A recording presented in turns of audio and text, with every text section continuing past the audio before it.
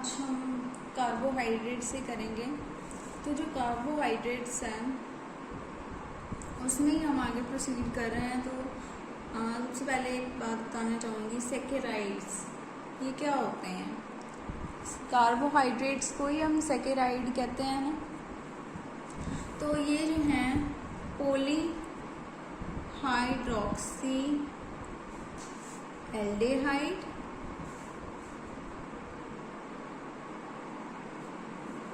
और polyhydroxy ketone ये हो सकते हैं। पिछले वीडियो में भी मैंने आपको बताया था कि इसको पॉलीहाइड्रोक्सी एल्डेहाइड और पॉलीहाइड्रोक्सी कीटोन भी बोला जाता है। अब ये जो सैकेराइड है या कार्बोहाइड्रेट्स हैं ये कितने टाइप के होते हैं ये भी हमने डिस्कस किया था, बट कई बुक्स में जो है डिफरेंट लिखा होता है।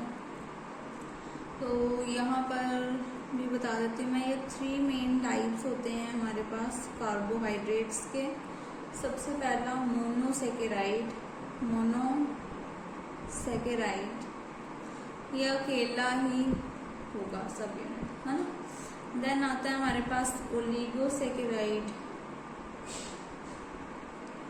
जो मोनोसैकेराइड जो होते हैं उनमें बॉन्ड बन जाता है, तो इस तरीके से ओलिगोसैकेराइड बनते हैं जब 2 में बॉन्ड बन जाए, ठीक है। फिर आते हैं पॉलीसैकेराइड। पॉलीसैकेराइड क्या होते हैं, जब बहुत सारे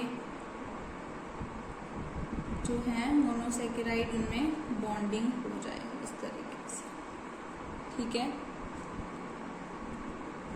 ओके। उसके बाद आपको एक ये चीज़ बताना चाहती हूँ, मोनोसैकेराइड जो होते हैं उनका जो जनरल फॉर्मूला होता है, ये पॉइंट बना के लिखेंगे, जनरल फॉर्मूला ऑफ मोनोसैकेराइड वो क्या होता है, दैट इज CnH2nOn, ठीक है। तो अगर आप इसमें ग्लूकोज देखो तो वो क्या होता है C6H12O6, यानी अगर हमने N की वैल्यू 6 पुट करी इस फॉर्मूला में, है ना, तो ये फॉर्मूला बन जाएगा विच इज ऑफ ग्लूकोज, तैयार हो जाएगा ना ये फॉर्मूला। वैसे ही जिसके अंदर N की वैल्यू 6 हम पुट करेंगे उनको बोलते हैं हेक्सोसिस। मोनोसैकेराइड में भी मैंने आपको ये पिछली वीडियो में बताया था हेक्सोसिस क्या होते हैं, जिसमें 6 कार्बन हो, है ना। तो यहाँ पर हमने N की वैल्यू 6 पुट करी तो हमारे पास 6 कार्बन बनेंगे। और भी ये नहीं है कि सिर्फ ग्लूकोज ही जो है वो ही हेक्सोसिस है, हेक्सोसिस की और भी एग्जांपल्स हैं जैसे कि फ्रक्टोज, ठीक है, लैक्टोज, गलैक्टोज, ये भी इसके एग्जांपल्स होंगे। क्या एग्जांपल्स होंगी हेक्सोसिस की, ग्लूकोज, फ्रक्टोज, गलैक्टोज, ये 3 एग्जांपल्स आप लिखेंगे। देन उसके बाद मैं आपको ग्लूकोज का स्ट्रक्चर बना के दिखाती हूँ। सबसे पहले पिछली वीडियो में भी मैंने बनाकर दिखाया था ग्लूकोज का कैसे स्ट्रक्चर बनाना है। सबसे पहले हमें 6 कार्बन्स बनाने हैं, 1 2 3 4 5 6। ये देखिए मैंने 6 कार्बन्स बना लिए, 1 2 3 4 5 6। जो पहला कार्बन है उस पर हमारे पास जब हम ग्लूकोज जब हम बनाते हैं तो उसमें जो फर्स्ट कार्बन है उसके पास एल्डिहाइड का ग्रुप होता है, तो मैंने एल्डिहाइड का ग्रुप लगा दिया। नेक्स्ट हमारे पास क्या लगाना हमने होता है OH। थर्ड वाली जो हमारे पास कार्बन होती है इसमें डिफरेंस आता है, तो इसमें आपको क्या लिखना होता है, इसमें आप जो है डिफरेंस आएगा विच इज यहाँ पर OH आएगा, इनमें H और OH की पोजीशन चेंज हो जाती है सिर्फ थर्ड पोजीशन पर। फोर्थ पोजीशन पर पहले जैसे ही चलता जाएगा OH H OH H, और लास्ट में तो आप याद ही रख लो CH2OH, 1, एक यहाँ पर OH, एक यहाँ पर H आएगा। तो अगर इस चीज़ को हम खोल कर बनाकर देखें तो ऐसे भी बना सकते हैं, CHO COH H COH, यहाँ H, यहाँ पर क्या आएगा COH H COH H, और ये हमारे पास 6th कार्बन है। ठीक है, 6th कार्बन पे हमने क्या बनाना है, एक तो OH लगेगा, एक H भी लगेगा। अगर हम कार्बन की वैलेंसी देखें 4 बना सकते हैं ना, 1 2 3 4, 4th वाला H नीचे आ जाएगा, तो इसको हम कंबाइनली CH2OH भी लिख सकते हैं। ये तो हो गया ग्लूकोज को, दोनों तरीके से आप बना सकते हैं। यहाँ पर नंबर्स मेंशन कर देना कि 6 कार्बन्स हमने लिए थे। नेक्स्ट बनाते हैं हम गैलेक्टोज का। जो गैलेक्टोज का बनाना होता है वो भी ग्लूकोज जैसा ही होता है, अगर आपको आ गया समझ में। पिछली वीडियो में भी मैंने बनाकर दिखाया था। फिर से हम बनाएंगे 6 कार्बन्स, 1 2 3 4 5 6। पहली जो है उसके ऊपर हमारे पास एल्डिहाइड का ग्रुप आना है, ये आप याद रखेंगे। गैलेक्टोज में, ये मैं गैलेक्टोज का स्ट्रक्चर बनाकर दिखा रही हूँ। तो गैलेक्टोज के अंदर आपने फर्स्ट कार्बन पर एल्डिहाइड ग्रुप लगा देना है। उसके बाद आपने 6 वाली पर क्या लगा देना है, CH2OH। जो याद करने वाली बातें वो पहले ही लगा, ठीक है। देन यहाँ पर क्या आएगा, OH H। इसमें आप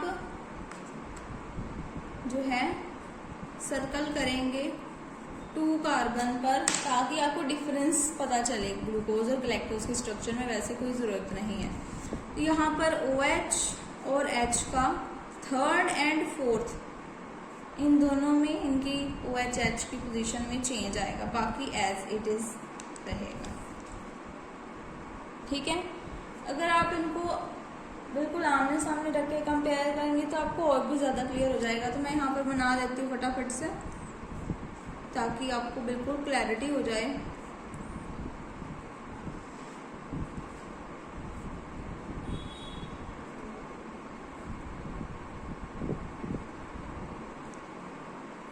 ठीक है, तो ये मैंने देखो इसके आमने सामने जो है वो बना दिए हैं।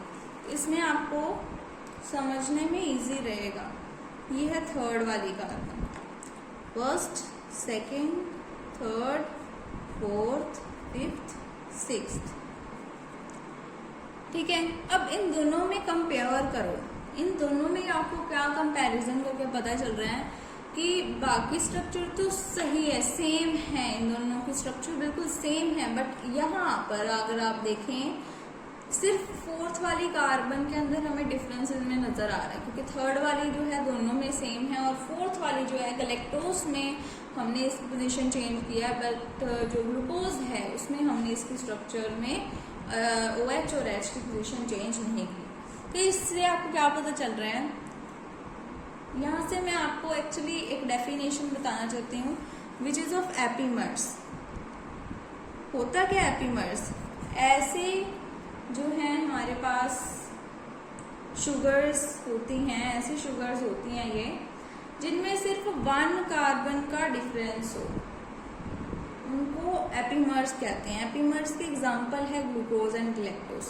तो इसका आपको मैं जो है डेफिनेशन भी बताती हूँ। चलो ये अब देखिए, मैंने डेफिनेशन लिख दी है एपीमर्स की। होते क्या ये, when 2 monosaccharides differ each other in their configuration around single carbon other than anomeric carbon, these are referred as epimers. Epimers actually आपको बाकी तो समझ में आ गया होगा, बट आपको ये नहीं पता चला होगा कि ये एनोमेरिक कार्बन क्या है ना।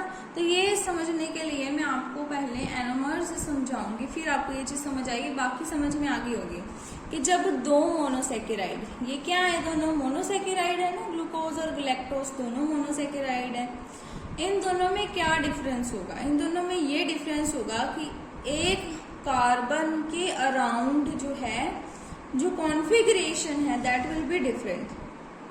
ठीक है, कोई भी इसमें में कार्बन हो सकती है, बट एनोमेरिक कार्बन नहीं होनी चाहिए। तो एनोमेरिक कार्बन तो आपको एनोमर्स करने के बाद ही पता चलेगा कि एनोमेरिक कार्बन कौन सी है, ठीक है। तो बाकी आपको डेफिनेशन समझ में आ गई होगी। उसके बाद इसकी जो एग्जांपल्स हैं वो देखेंगे। इसकी एग्जांपल्स है glucose, galactose and mannose. Glucose और गैलेक्टोज का स्ट्रक्चर बनाकर मैंने आपको ये चीज एक्सप्लेन कर दी है, बट मैनोस का स्ट्रक्चर भी बनाकर दिखा देती हूँ किस तरीके से होता है। ये भी जो है हमारे पास हेक्सोजेज ही है, मतलब 6 कार्बन की चेन हमारे पास हो गई, 1 2 3 4 5 6, छोटी सी बनाकर दिखा रही हूँ, ठीक है। तो पहले हमारे पास फर्स्ट वाली कार्बन पर एल्डिहाइड ग्रुप ही है, जैसे ग्लूकोज और गैलेक्टोज में हमने बनाया था, ठीक है। लास्ट पर हमें CH2OH ग्रुप लगाना है। और अब देखिए कैसे बनाना है। यहाँ पर पोजीशन हमारे पास सेकंड और थर्ड में चेंज होनी है, तो कर दीजिए। अब तो समझ में आ गया होगा कैसे बनाना है। Oh my God.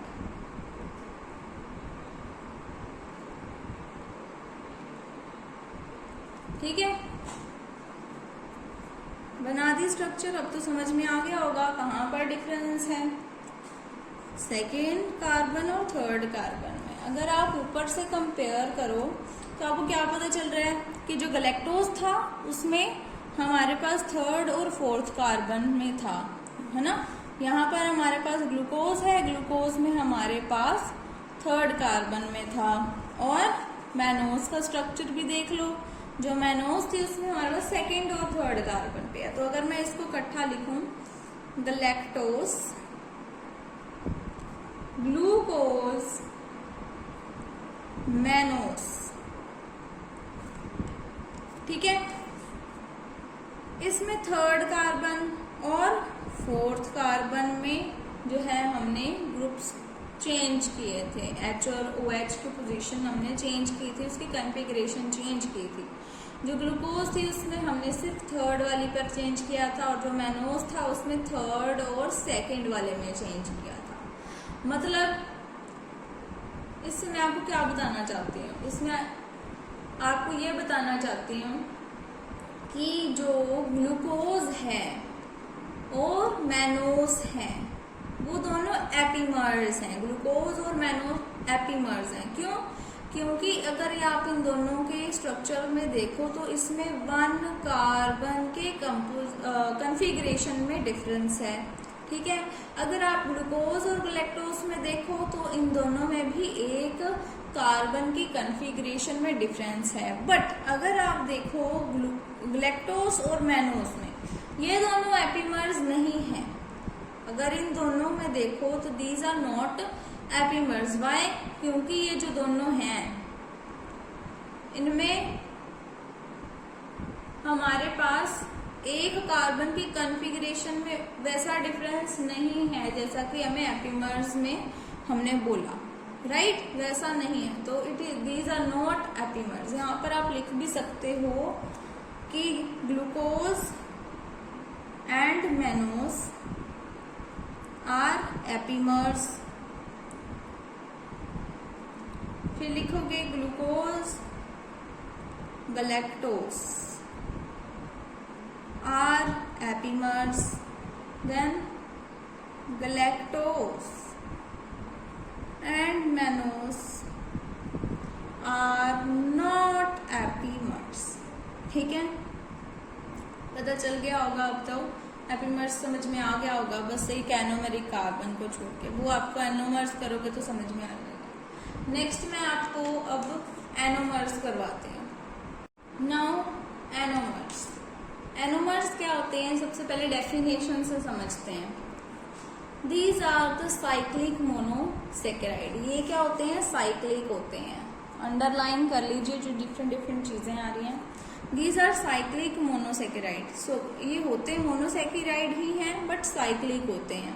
इनमें क्या डिफरेंस होता है? विच differ each other in configuration of C1 carbon. जो C1 वाली कार्बन है, मतलब फर्स्ट कार्बन है, उसमें कॉन्फ़िगरेशन में डिफरेंस होगा। इफ दे आर एल्डोसिस, मतलब अगर उसके ऊपर हमारे पास एल्डिहाइड वाला ग्रुप लगा हुआ है, ठीक है, तो हमारे पास क्या होगा, C1 वाली कार्बन के कॉन्फ़िगरेशन में डिफरेंस होगा। बट अगर कीटोसिस है वो, तो क्या होगा, C2 वाली कार्बन में के कॉन्फ़िगरेशन में डिफरेंस होगा। ये आपको डायग्राम मतलब जो इसका स्ट्रक्चर सा होता है उससे समझ में लगेगा। लिख दिया मैंने एग्जांपल्स इसकी, alpha D glucose, beta D glucose, alpha D fructose and beta D fructose. But ऐसे लिखने में समझ नहीं आएगा जब तक मैं आपको समझाऊंगी। देखिए, सबसे पहले हम बनाते हैं इसका स्ट्रक्चर।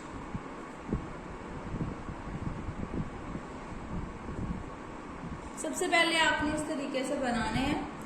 ये है first carbon, this one is second, third, fourth, fifth, और जो सिक्स्थ वाली आएगी वो आएगी ऊपर यहाँ CH2OH, ठीक है। एज इट इज जैसे हमने पीछे बनाया था वो स्ट्रेट वाली चेन में बनाया था, ये क्या है, साइक्लिक है। अब आपने सेम ये हम बना रहे हैं अल्फा डी ग्लूकोज, ठीक है। जो फर्स्ट वाली कार्बन है आपने ऐसे लगाना है H, फिर नीचे लगाना है OH, यहाँ पर भी क्या लगाना है H, यहाँ पे क्या लगाना है OH। थर्ड वाली में चेंज आ जाएगा, ग्लूकोज का स्ट्रक्चर याद है ना, इसमें चेंज हो जाता है। फिर यहाँ पर क्या आएगा HOH, और जो फिफ्थ वाली है उसमें हमारे पास HOH नहीं आएगा, इसमें हमारे पास ऊपर जो है सिक्स्थ कार्बन जुड़ गई है, तो नीचे हमारे पास यहाँ पर हमने सिर्फ H ही लगाना है, ठीक है। ये हमारा स्ट्रक्चर रेडी हो गया है। बट अब समझते हैं, ठीक है। जो मैंने बोला, जो ग्लूकोज है उसमें हमारे पास एल्डिहाइड ग्रुप लगा होता है ना फर्स्ट कार्बन पे, मैंने आपको बताया था। तो इसमें एल्डोसिस में जो फर्स्ट कार्बन होती है उसके कॉन्फ़िगरेशन में डिफरेंस आता है, बताया था मैंने। तो इसका जो फर्स्ट कार्बन है इसको क्या बोलेंगे, जो फर्स्ट कार्बन है, this carbon will be known as, ये वाली जो कार्बन है इसको आप क्या बोलेंगे, ये है एनोमेरिक कार्बन, ठीक है। और ये वाली जो कार्बन है इसको एसिमेट्रिक कार्बन भी कहते हैं। इसको एसिमेट्रिक कार्बन क्यों कहते हैं, इसका भी रीजन मैं आपको बता देती हूँ। क्योंकि इसके चारों साइड पर डिफरेंट ग्रुप्स लगे हुए हैं, आप देख ही लो। पहला क्या लगा हुआ है O, फिर क्या लगा हुआ है H, फिर क्या लगा हुआ है OH, फिर क्या लगा हुआ है H, मतलब सारे जो ग्रुप्स हैं वो डिफरेंट लगे हुए हैं, तो इस वजह से इसको एसिमेट्रिक कार्बन कहते हैं, ठीक है। ये तो था ग्लूकोज का स्ट्रक्चर, ठीक है। और मैं आपको ये भी बता देती हूँ कि अगर इसमें हमारे पास इस स्ट्रक्चर में OH जो है वो नीचे लगा हुआ है, यहाँ पर देखो OH नीचे है ना, अगर OH नीचे लगा हुआ है तो हम इसको बोलेंगे अल्फा डी ग्लूकोज। अगर इसमें OH का पोजीशन ऊपर है, ऊपर OH नीचे H, तो इसको हम बीटा डी ग्लूकोज कह देंगे। तो आप इसका स्ट्रक्चर इजीली बना सकते हो।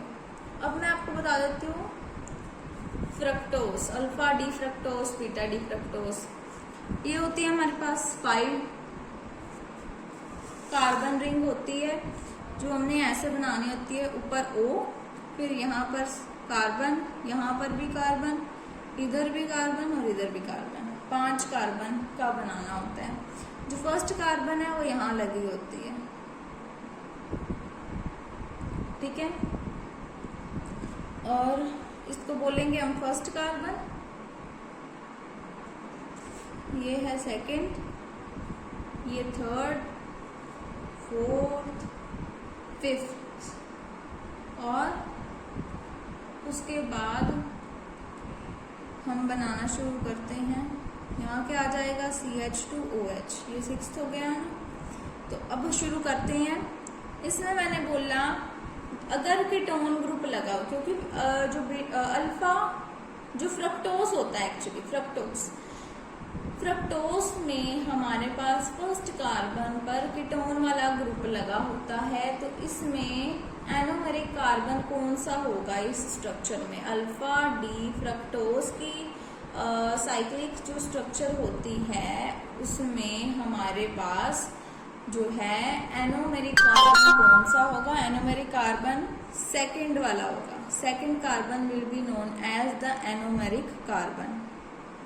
ठीक है, और OH और H की पोजीशन देख लो। सबसे पहले हमारे पास जो है यहाँ आएगा OH, और हमारे पास थर्ड वाली पोजीशन में यहाँ पर चेंज आएगा, यहाँ क्या आ जाएगा? OH H। ये पोजीशन में चेंज है, अगर आप इसको हाईलाइट करना चाहो तो आप कर सकते हो। ठीक है, फिर ये एज इट इज ही रहेगी, यहाँ H OH। यहाँ ऊपर तो लग गया तो नीचे ही जगह बची है, तो ये H लग गया, इसको हो गया। ठीक है, अब अगर आपको बीटा डी फ्रक्टोज बनाना है तो बीटा डी फ्रक्टोज भी बना सकते हैं हम। कब, कैसे बना सकते हैं? अगर OH नीचे लगा हुआ है तो वो अल्फा होगा, अगर OH ऊपर लगा होगा तो आप बीटा डी फ्रक्टोज भी बना सकते हो। ठीक है।